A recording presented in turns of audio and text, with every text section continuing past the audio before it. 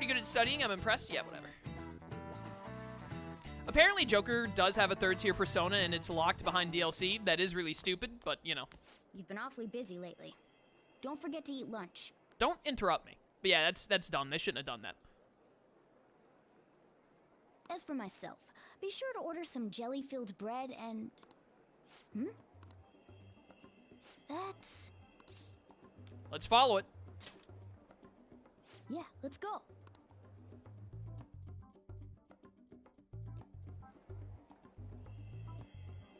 Hey! Hey, chase it down so you don't lose sight of it. You guys remember at the start of the third semester where we had to walk through the school and, like, be high? What was that about? Oh, we're not going to the roof? I thought we'd be going to the roof. Hey, you see that? It went to the first floor. All right. Where on earth is it trying to go? Is it going to the vending machines? Come on, we gotta follow it for now.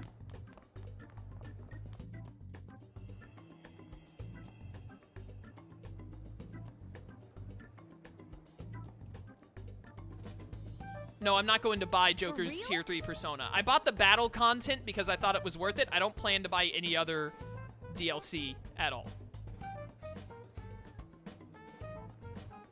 Michael, did you just delete a message where someone mentioned something that I had said aloud? Well done, bud. Butterfingers. Good job, Michael. Good job. Nurse's office? What's going on here? Oh, well, Maruki's not there anymore, and I guess we don't actually have a nurse. So, it's just like my dream. Even showed up in your dreams? That's strange. Well, never mind that. There's no point in thinking about that right now. Let's get inside the nurse's office quickly. Yeah, why not?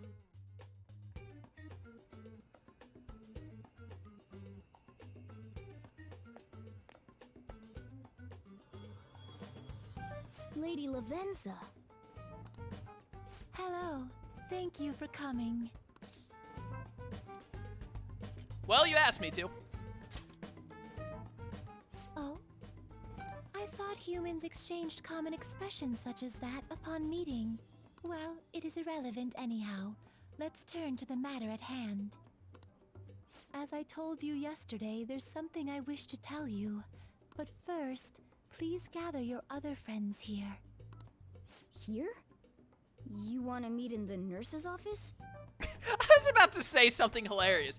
I was gonna mention how, like, you know, Margaret is still way better, but I like Lavenza more than both of the twins, and I kind of wish, like, obviously it couldn't be this way for story purposes, and I don't really care that much, but I kind of wish that Lavenza had been the Velvet Room attendant through the whole game, because I find her more interesting when I don't really like the archetypes of either of the twins, to be honest. And then I was going to finish that by saying Lavenza is better than both of the twins combined, when she literally is the twins combined.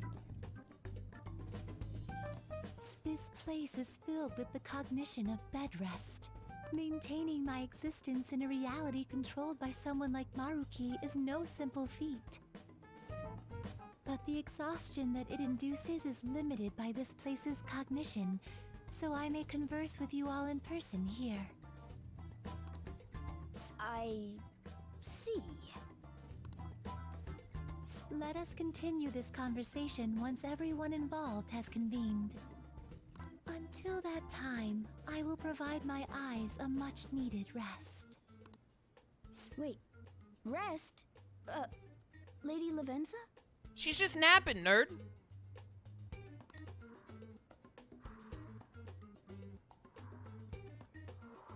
Alright, goodbye. I guess we should get everyone in here.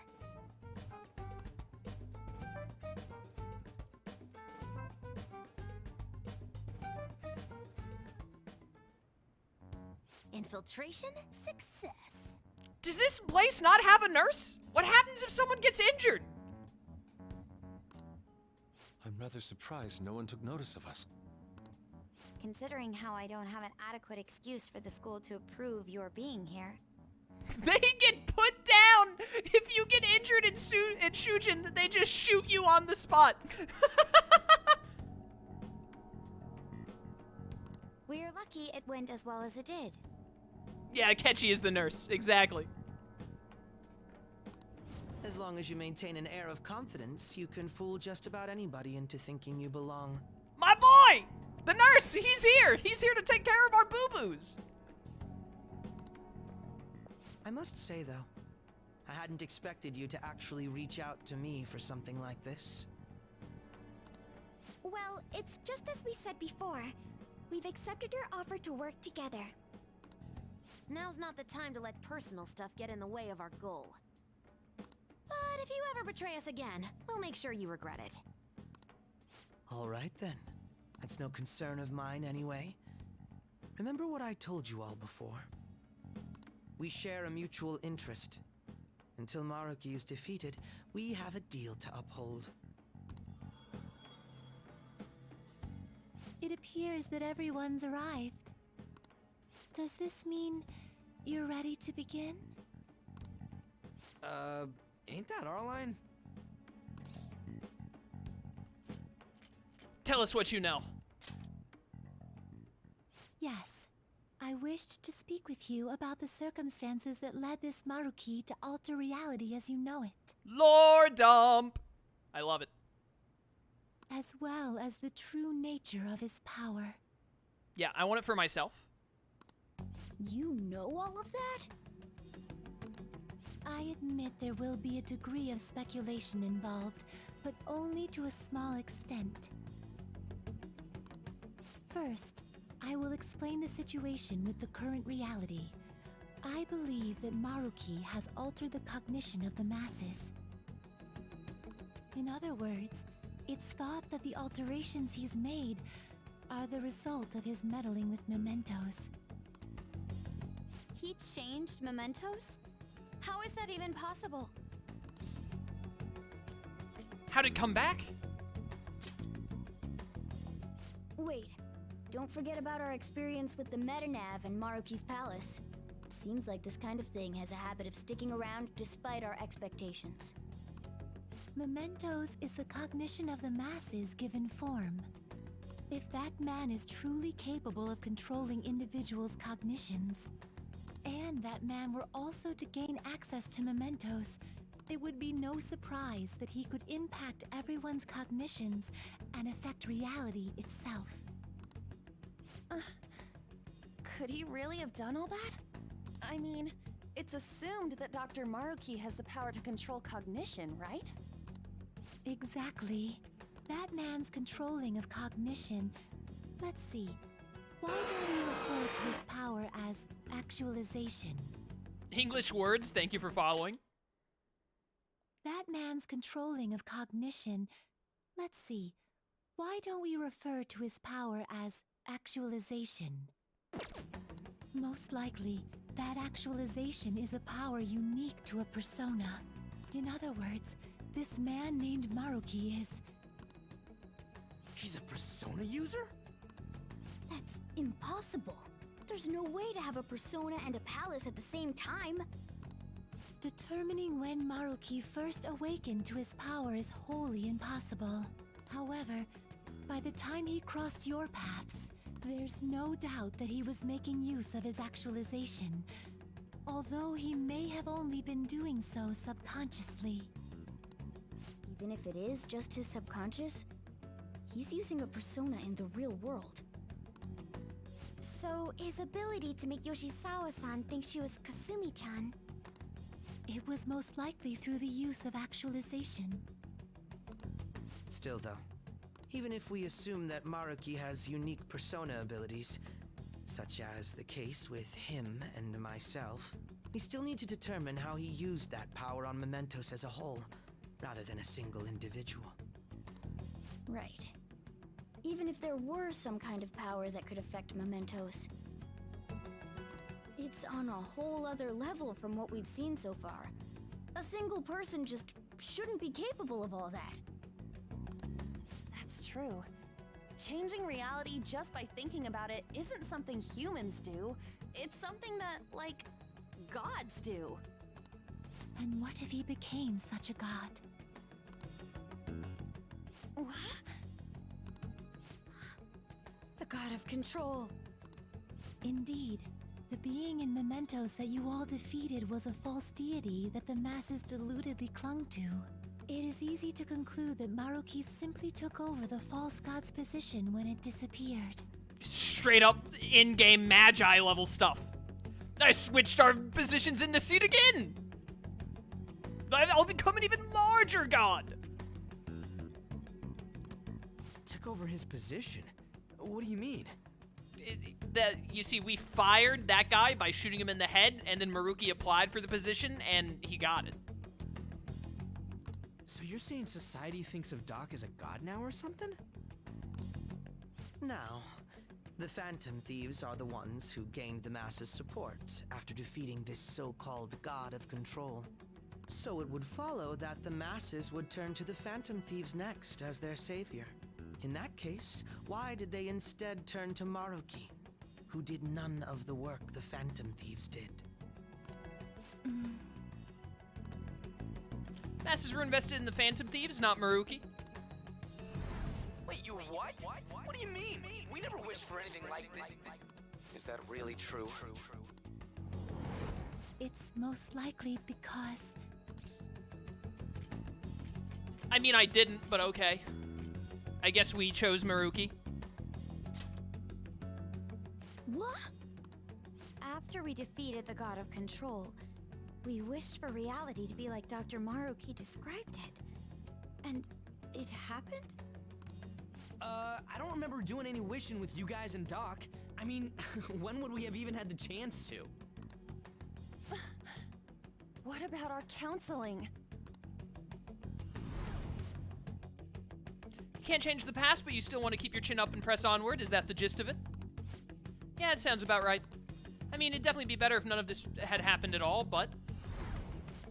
well, no matter what path you might have taken to get there, I hope your track dreams will still do you some good in the end. Ha, thanks. Looks like you all walked right into the spider's parlor. There's no way of knowing how many of those situations were intentionally orchestrated by that man. However, the result is still the same. A desire for his actualization was seeded within your hearts. Thus, I have no doubt that it was your own desires that led to their actualization. So this is all our fault, huh? We're the ones who told him the cognitive world really exists, too. Let's put an end to this. Right, let's fight. If this is our own fault, we've got to be the ones to fix it. Yes. This realization changes none of what we must do. Very well. Then allow me to proceed. This world is in a very unstable condition currently. On the day that the God of Control fused mementos with the real world, the merging was undone through your efforts, and the two worlds are now attempting to return to their initial states. So, what you're saying is this world has reverted to a state where the fusion with mementos hasn't been totally undone. That explains why Maruki's palace was visible in Odaiba. Even as we speak, Maruki is still influencing this world in places where its boundaries are blurred. As slow a pace as it may be, he still continues to actualize the world of the masses as a whole. Should this continue, reality shall merge with mementos once more. The two worlds will again become one. When that happens, anyone trapped within the actualized world can never again awaken to the original one. No. This issue goes beyond the masses as well. Although you are all Persona users, it would be next to impossible to defy Maruki in a world completely under his control. To be clear, once the two worlds conclude their fusion, there will be no chance of your success in this mission. And I believe this fusion will conclude in 1 month's time. We only have a month. If memory serves me correctly, February 3rd was the date Dr. Maruki gave us, right? Could he have possibly chosen the time limit based on when his actualization will be completed? It's possible. If that's the case, we don't got another choice except to steal his treasure by then. We'll need to secure our route to the treasure by the 2nd so we can send our calling card. Then, on the day of, we're most likely going to have to fight Maruki. Allow me to produce the calling card. This is certain to be our final card. I'll pour my heart and soul into its creation. Be that as it may, there are still some unsolved questions. You mean the meta-nav? Right? What's the deal with the palace's name? Doesn't seem to affect the app's functions, but That must also be a product of Maruki's cognition. He most likely learned that you could somehow infiltrate the metaverse. As long as he permits your existence, your method of infiltration will not entirely disappear either. However, in his heart he must have feared you would learn his identity as the palace's ruler. Perhaps such a feeling took the form of hiding the ruler's name from you. But in that case, why didn't Dr. Maruki just actualize us out of existence entirely? I guess he wants to save us. Maruki told us he wants us to accept his world. It may be hard to believe, but since we mutually benefit from his actualization, maybe he really does want us to submit. Sorry, even if it does fix shit for us, I just can't accept the world getting treated like that. Let's start the infiltration tomorrow, yeah? And you? Sound good? You're willing to ask me as well. I love that character portrait. Duh, dude. The Phantom Thieves don't act unless it's a unanimous vote. Fine then. You know I have no intention of accepting Maruki's world anyway. Then that settles that. wait. What about Yoshizawa-san? We may not have summoned her as one of the Phantom Thieves. This definitely involves her as well. Maybe we should fill her in on our situation once she comes to terms with her own. What she does with that information, though, that's up to her. Right. If that concludes matters, I shall continue to watch over you, Trickster. Please show me the path that you choose for humanity.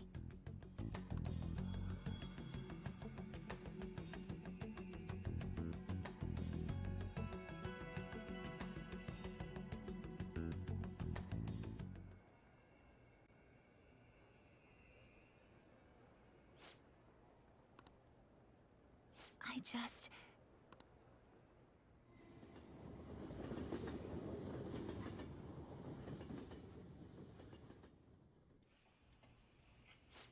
Guess we might as well close up for the night. Hey, once you're done washing that, you can go ahead and call it a welcome. Yoshizawa? Have a seat. She's here to see you, right? Now, don't worry about finishing up. I'll take care of it later. Sorry for coming over so late. And thank you for the coffee.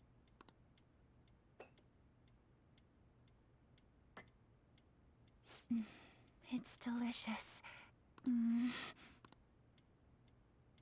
Would you mind if I got something off my chest?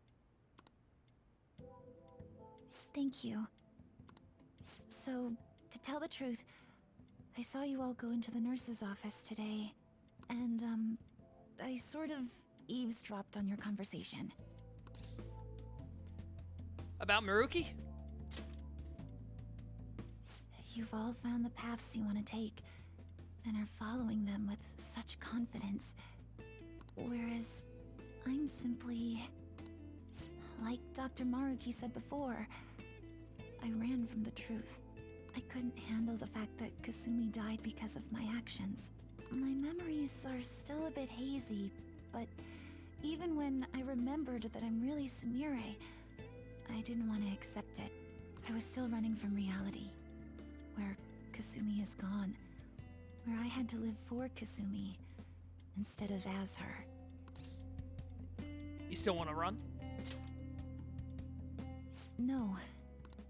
Like I said earlier, I realized something when I saw you all striving to push onward. I can't keep running like this. But now that Kasumi's gone, I have no idea what to do with myself. Senpai, what should I do? You have to decide, not me.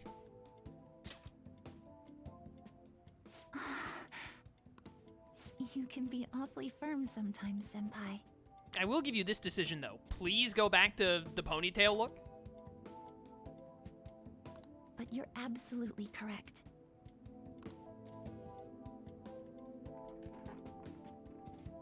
I must thank you for allowing me to unload all of this onto you. I'm still not completely sure what I should do, but I plan to think more on it. I've got to figure out what to do with my life now.